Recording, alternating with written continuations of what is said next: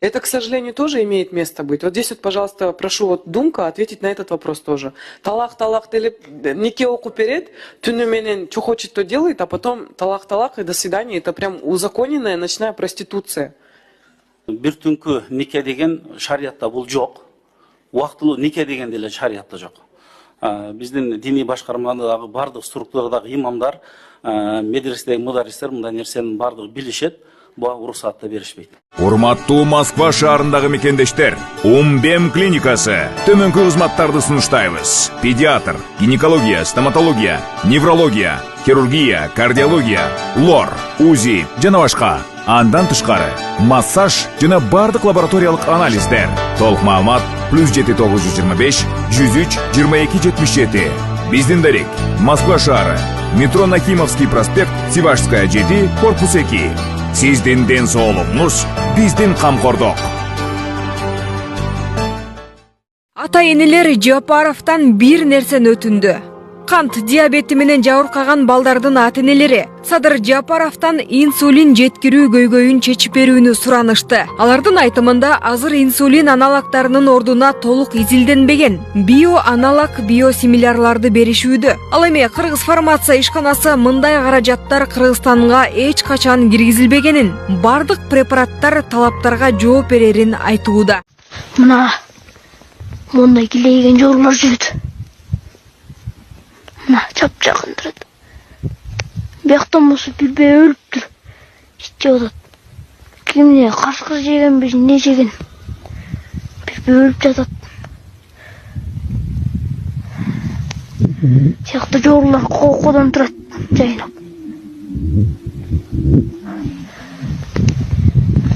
Мындай жерде кашка кунан экен, жерде. Кынамбы, эркекпи, биле албай атам. Жерде экен да. Мындай жерде экен.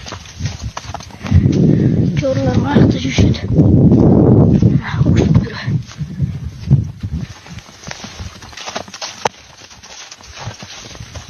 Жанына барайын десем, түркү өтөт.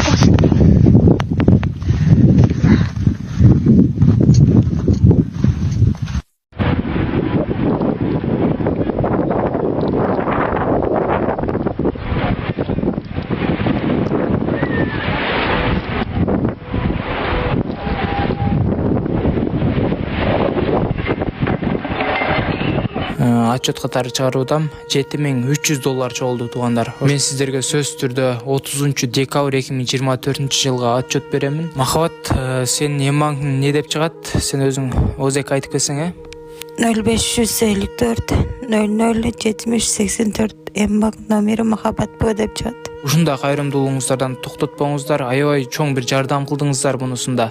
Сөз түрдө бүгүн көрүп турган болсоңуз, анда терминалга барып туруп Эмбанкты тандап туруп, ушул кыз озек айтып берди сиздерге. Ошол Эмбанкка өзүңүздөрдүн ыхсаныңыздарды салып, сөз түрдө жардам кылып кетсеңиздер аябай жакшы болот. Урматтуу бир туугандар, кайрымдуулугуңуздарды токтотпостон бүгүн көрүп турасыздарбы? Мына ушул кыздын акыбалы мынакей караңыздарчы. Боорунан ушундай суюктуктар чыгып, альбикакоз деген диагноз коюлган. Индия мамлекетине пересадка үчүн $40,000 керек эле. Азыркы учурда ушул кызга деп сиздердин аркаңыздар менен $7300 чогулду туугандар. $32,700 калды. Манатыңыздар түшүп атат. Эжекебиздин Сбербанкы Замира Ч деп чыгат. Эжекебиз өз донор болгонун атат. Азыр мен сиздерге атап өткөн реквизиттерге өздөрүнүн реквизити, өзүңүздөрдүн ыхсаныңыздарды салып которуп кетсеңиздер болот. Кайрымдуулук кылган ар бир адамга Аллахым ыраазы болгон болсун.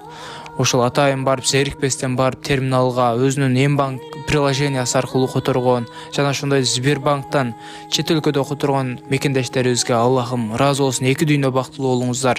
Ушул кыздын ден соолугу үчүн деп өзүнүн кызымдай көрүп которуп жаткан инсандарга экеселеп Кудайым сиздерге соопторду берсин.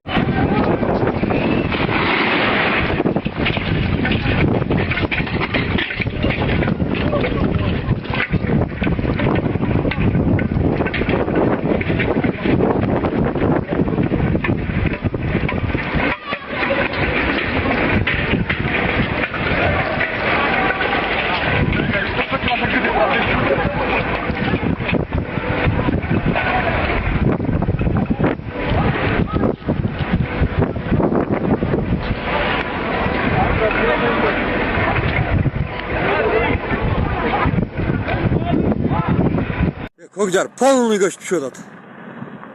Кудай сакта, жер титирип атат.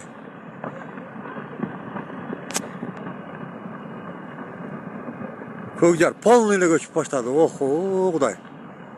Кудай сактай көр.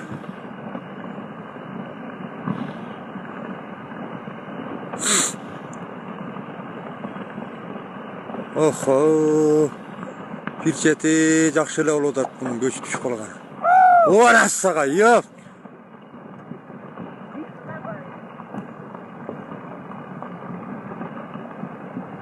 Мына салып аткан жолу жалка болду деп коем. Коркпаңыз сен. О. Мына чаң наркы бурушту чоң ташты кетти ана. Охо, Кудай сакта.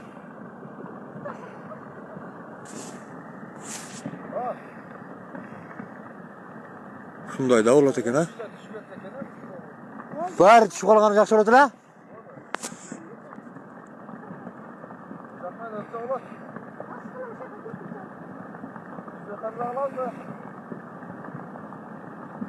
Болду эме пагыр. Сегодня Яндекс по примерным подсчетам в месяц около 10 миллионов долларов зарабатывает. Почему бы не рассмотреть этот момент, чтобы это государственная служба какая-то должна быть? Это, конечно, вопрос не к вам, но в целом как бы этот вопрос нужно поднимать уже, и такси должно быть муниципальное какое-то, как минимум, по крайней мере, по городу. 21%, если берут, ну представляете, какие суммы вылетают у них. Ну так, для информации. Спасибо большое. Ну, мектептерге араб тилин киргизсе, кандай деп ойлойсуз? Себеби мына орус тилин окуп атышат, англис тилин окуп атышат. Мына университеттерге барсаңыз, корейс тилин, кытай тилдерин окуп атышат. Динден сырткары эле араб тилин киргизсек, кандай деп ойлойсуз? Биринчи маселеңиз боюнча обязательно биз эске алабыз, айлык маселеси боюнча. А экинчи вот араб тили боюнча эч кандай чектөө жок. Эч кандай чектөө жок. Ал Минобраз, Билим министрлиги биз менен белгиленген тартипте макулдашуудан өткөндөн кийин, то есть экспертизадан өткөндөн кийин ал предметтерди киргизүүгө укуктуу. Мыйзам долбоорунда ал камтылып кетти. Рахмат. Себеби ушул араб тилин сөз түрдө мектептерге киргизиш керек да. Азыр эми араб өлкөлөрүнө барып окуп атышат, биздин мигранттарыбыз иштеп атышат, араб тилинде эле динден сырткары эле мектептерге киргизип койсо жакшы болот эле да. Мен сунуш берет элем. Шуну да бир карап көрсөңүздөр.